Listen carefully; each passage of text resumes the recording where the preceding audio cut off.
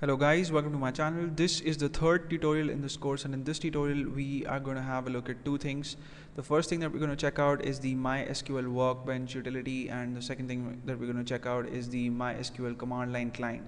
Right, so this is the icon for the MySQL Workbench utility, and what I've done is I've created a shortcut on the taskbar, right? So I've pinned the program to my taskbar so that I don't have to go to start and then type in the name of the program every time I have to access it.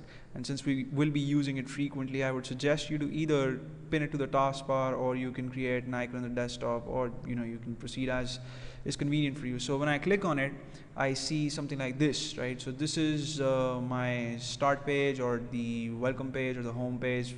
You can call it whatever you want to, and the MySQL people, they call it the Workbench Central, right? So this gives you three options. The first one is SQL development, as you can see towards the left, and in the middle we have data modeling, and then we have server administration, right? And we are initially going to be interested in SQL development because we want to learn how to use SQL, right? These things are also really cool, and we're probably going to check them out later on in this course or maybe in other courses, but for the time being, let's stick to this. So you can see that it's written here that you need to open a connection to start querying, right? So at the moment, in the box below, I see two connections. One is connection one, is the other one is MySQL for Excel connection. And I'm going to double click on this connection one thing, right? And when I double click on it, I see this window in which I'm asked for my password, right? So in the last tutorial, when we installed MySQL, we learned that while installing, you need to create a password for the root account for the server, right? So that's the password that you have to use here, and I use my name as the password. So I'll type in that, and when I press the enter key or click on OK, I see this this thing, right? So this is the text editor portion, you can call it, and this is the place where you're going to type in your SQL queries, and the output of your queries would be displayed in the output section, right here at the bottom, right? And some other things that you can see are,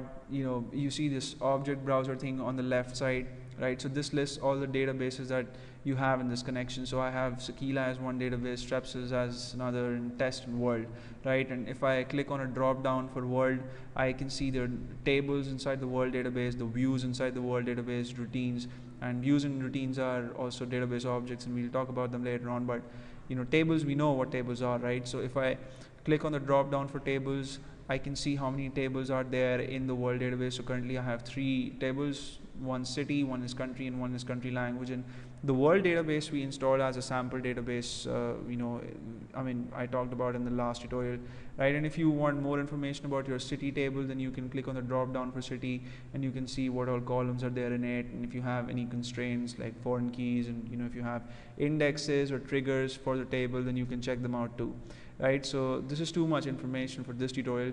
I just want you guys to be familiar with the look and feel of this application, right? It's an amazing application, and we're going to use it quite a lot, so let's just be comfortable with it from the beginning. And if you want to create a new tab for your SQL file, you can either press Ctrl T, or you can go to File and then click on New Query tab, right? And we're going to run SQL queries by typing them in here, right? So there are two ways in which you can run. Either you can use the control combination, Control Enter, or you can go to Query, and then if you want to execute all the queries that are there in the text editor section, then you can press Control plus Shift plus Enter. If you want to execute the last statement or the current statement, then you can press Control Enter, right? So we're gonna check that out later on. For the time being, just know that this is the application that you have to use to type in your SQL queries and then to execute your SQL queries by connecting to databases, right?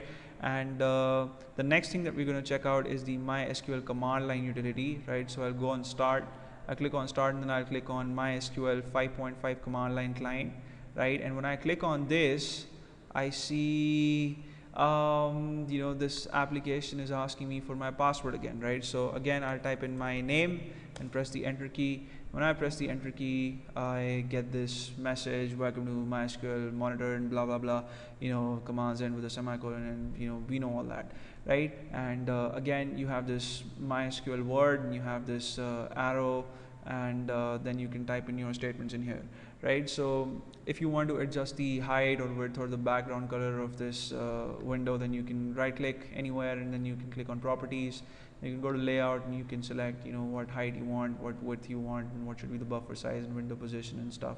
You can go to colors and you can adjust the screen background, and you can go to font and you can select the size and stuff.